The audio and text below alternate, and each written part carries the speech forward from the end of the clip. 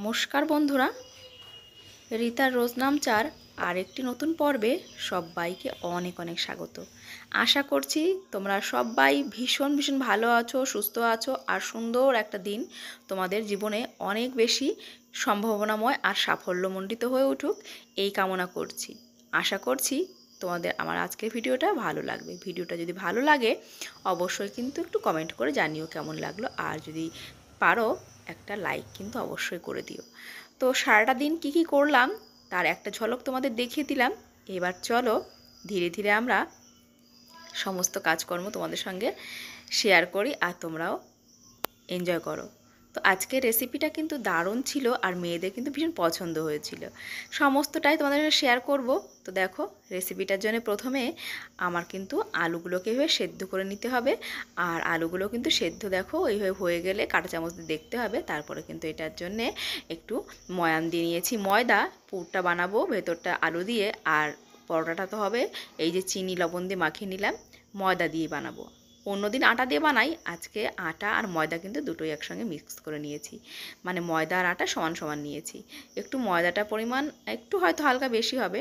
তো এরকম করে মাখিয়ে ডোটা আমি সাইডে রেখে দিলাম। এবার দেখো আমি এই যে সেই যে জলটা ছিল যেটার থেকে আলুর থেকে তুলেছি তার মধ্যে কিন্তু একটু শুকিয়ে রাখা গাজর দিয়েছি, আর দিলাম একটু ওই যে বাগান থেকে দুটো মাত্র বরবটি পেয়েছিলাম সেটা নিয়ে এসেছি। এই বরবটি দুটো আমার হয়েছে মানে সামনের বাগানে, সেখানে হয়েছে, ছাদ বাগানে হয়নি।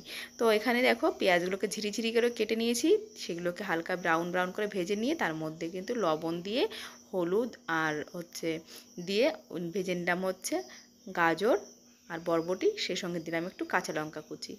এবার মাখা মাখা হয়ে গেলে বেশ সুন্দর ভাজি ভাজি ব্যাপার আসলে দিয়ে দিলাম আলুগুলো, দিয়ে কিন্তু ভালো করে ম্যাশ করে নেব। সঙ্গে দিলাম ধনে গুঁড়ো আর জিরে গুঁড়ো দিয়ে ভালো করে একটু ম্যাশ করব। আর এর মধ্যে দেব অনেকটা কেচাপ। কেচাপটা দিলে বেশ একটু টক মিষ্টি ভাব আসবে, টক টক ঝাল ঝাল মিষ্টি মিষ্টি একটা টেস্ট আসবে। আর এবার কিন্তু আমি ময়দাটাকে সুন্দর করে লেচি বানিয়ে নিচ্ছি। আর এই রকম একটা আমার চৌকো বাটি দিয়ে কিন্তু শেপ দিলাম, এ করলে বেশ সুন্দর তাড়াতাড়ি হয়ে গেল। আর এবার কিন্তু দুটো আমি রুটি এরকম বেলে নেব, আর তারপর তার মধ্যে কিন্তু আমি দেব আলুর পুর। তো আলুর পুরটা দিলে তারপরে কিন্তু সুন্দর করে আমি দু হাত দিয়ে প্রেস করে করে এইটাকে একটা শেপ দিয়ে নেব। সাইডটা ভালো করে আমি এরকম চেপে চেপে দেব, যাতে দেখতেও সুন্দর লাগে আর সুন্দর একটা ডিজাইনও কিন্তু হয়। এইভাবে চেপে নিলে এই দুটোর মুখ আটকেও যাবে আর সুন্দর একটা ডিজাইন হয়ে যাবে। তো তারপর এবার আমি কিন্তু ছুরি দিয়ে এটাকে কেটে কেটে সুন্দর করে একটা শেপ দেওয়ার চেষ্টা করছি। বেশ একটা ফুলের মতো, ফুলের পাপড়ির মতো এগুলো কিন্তু হবে, দেখতে কিন্তু অনেকটা সুন্দর হবে। আর ভেতরের পুরটাও কিন্তু খুব সুন্দর হয়েছে, আমার মেয়েদের তো ভীষণ পছন্দ হয়েছে। আসলে বাচ্চারা একটু দেখতে সুন্দর হলে সেই জিনিসটা খেতেও ভালোবাসে। তো ওদেরকে তো বানিয়ে দিলাম এরকম করে, তোমরাও চাইলে বাড়িতে এরকম করে বানিয়ে নিতে পারো। তবে আলুর জায়গায় তোমরা চিকেনটাও ইউজ করতে পারো। আমি আজকে চিকেনটা ইউজ করিনি, আমি আজকে আলু দিয়েই বানিয়ে নিলাম। চাইলে তোমরা পনির দিয়েও বানাতে পারো, যে কোনো রকম স্টাফ কিন্তু ভরে নিয়ে এরকম করে ভেজে দিতে পারো। এটা কিন্তু অনেকটা সুন্দর হয়েছিল গো। আর আমার মেয়েদের কিন্তু ভীষণ পছন্দ হয়েছিল, মানে বাচ্চারা এরকম পেলে না ভীষণ খুশি হয়ে যাবে। তো এই দেখো রেডি হয়ে গেছে। মেয়েদেরকে একটা কেটে দুভাগ করে ভাজি করে, মানে কেটে ওদেরকে একটু সস দিয়ে দেবো, ওরা খেতে লাগবে। বাকিগুলো আমি ভেজে নেব ওদের স্কুলের জন্য। আমার বড় মেয়ে প্রতিদিন পেপার পড়বে, ছোটো মেয়ে যে বসে পড়েছে খেতে, বললো মা দারুণ হয়েছে। তো এটাও একটু কড়া কড়া করে ভাজলাম। একটু কড়া করে ভাজলে কি হয়, জিনিসটা অনেকটা মচমচে থাকে। তো দেখো এইভাবে আমি তুলে নেব, এইভাবে দুটো তিনটে করে বানিয়ে নেব, তাহলে ওদেরকে কিন্তু টিফিনে দিয়ে দিলে ওরা অনেকটাই আর কি পেট ভরে যাবে। এই কারণে ভেতরে কিন্তু অনেকটা আলুর স্টাফ আছে। আলুর স্টাফিং করেছি বলেই কিন্তু অনেকটা ভারী হলো খাবারটা, যাতে অনেকটা সময় ওদের পেটটা ভরা থাকে। তো দেখো এইরকম করে বানিয়ে নিলে কতটা সুন্দর হয়। আর বাড়িতে যদি এরকম সুন্দর একটা লোভনীয় খাবার পাওয়া যায় তাহলে বাচ্চাদের মনটা এমনি ভালো হয়ে যায়। তো আমি ওদের টিফিন রেডি করে ওদেরকে স্কুলে পৌঁছে দিলাম গাড়িতে। আর এবার কিন্তু কাজকর্ম শুরু করেছি।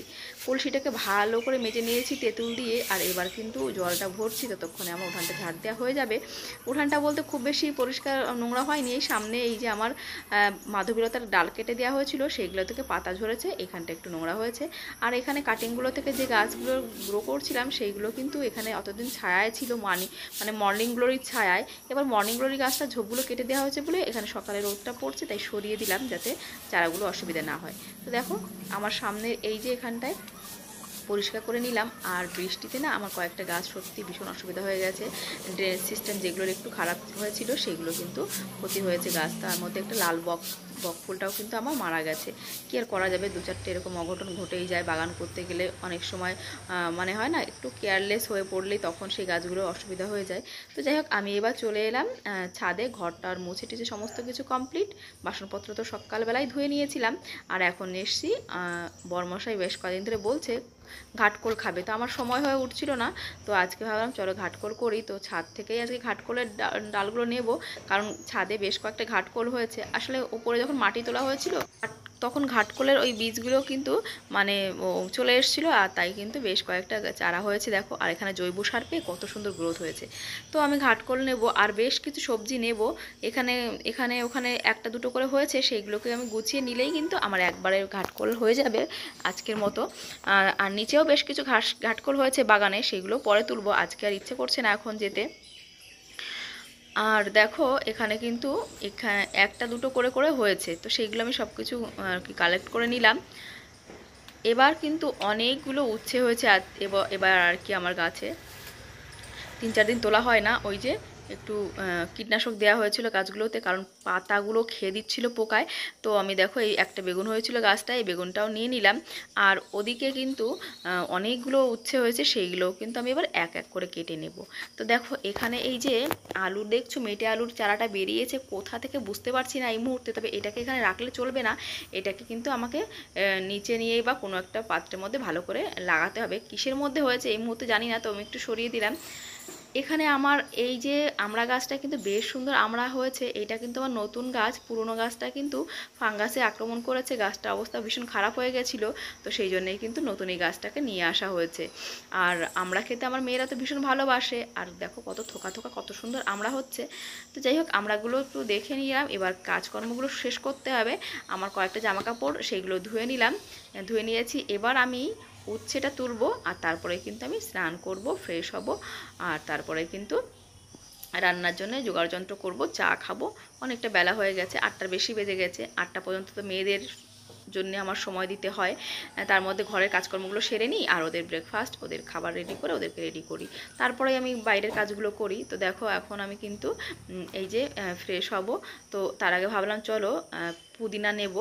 পুদিনা নিয়ে গেলে হচ্ছে ওই সকালবেলায় যে খাই পুদিনা, নিম পাতা, ধনে পাতা, সেই জন্যেই কিন্তু ধনে পাতা নয়, নিম পাতা, কারি পাতা এগুলো খাই। তো ওই যে কয়েকটা পুদিনা তুলে নিলাম। পুদিনা গাছগুলো বেশ সুন্দর হয়েছে, আবার বৃষ্টির জল পেয়ে নতুন করে।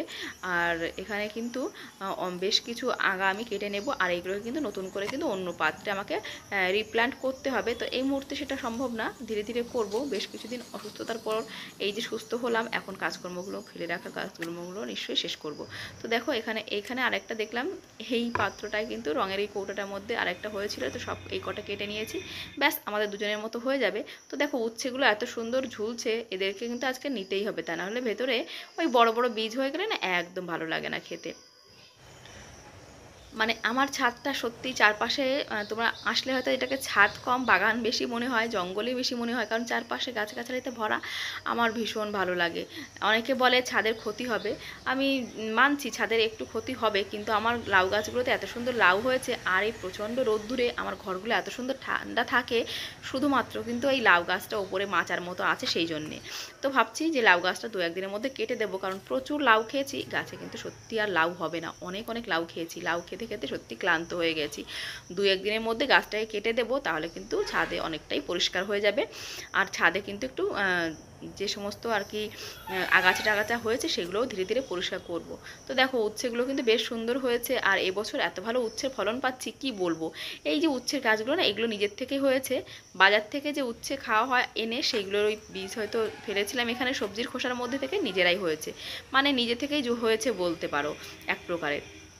আর আর আমি যেগুলো লাগিয়েছিলাম সেগুলোতে এতদিন ফলন দিয়েছিল, সেগুলো করলা ছিল। আর এগুলো কিন্তু করলা আর উচ্ছের মানে একটা মানে মিক্স বলতে পারো। তো এই লাউটাও আজকে মনে হচ্ছে না খেলেই নয়, তো কেটে নিলাম। ওই জন্যে আরও হয়তো 1টা কি 2টো লাউ গাছে আর হবে, তারপরে কিন্তু গাছ না কাটলে নয়। তো দেখো এই যে বেগুন, উচ্ছে, লাউ, পুদিনা পাতা, ঘাটকোলটা নিলাম। এবার দেখো স্নান টান করে ফ্রেশ হয়ে এলাম, আর আমি কিন্তু একটু চা খেতে বসেছি। আর বর খেয়েছে পান্তা ভাত আলু সেদ্ধ দিয়ে খেয়ে নিয়েছে, ওই জন্য একটু দেরি করে রান্না করব আজকে। তো দেখো এই যে জামা কাপড়গুলো সব মেলে দিয়ে গেলাম। আর এবার কিন্তু মানে এত রোদ উঠেছে, তো কালকের জামাকাপড়গুলো একটু নাড়ি চাড়ি দিয়ে ওগুলোকে তুলে নেব। আর আজকেরগুলো কিন্তু এখনও শুকায়নি। চলে এসেছি। তারপরে আমার ভীষণ খিদে পেয়েছিল, তো বর বলল তুমি একটু ডিম ভাজি দিয়ে ভাত খেয়ে নাও। তো ভাত তো ছিলই, আমি এদেরকে আলু সিদ্ধ দিয়ে ভাত খাইয়ে দিয়েছিলাম। তো এই যে ডিম সিদ্ধ মানে ডিম ভাজি করে নিলাম।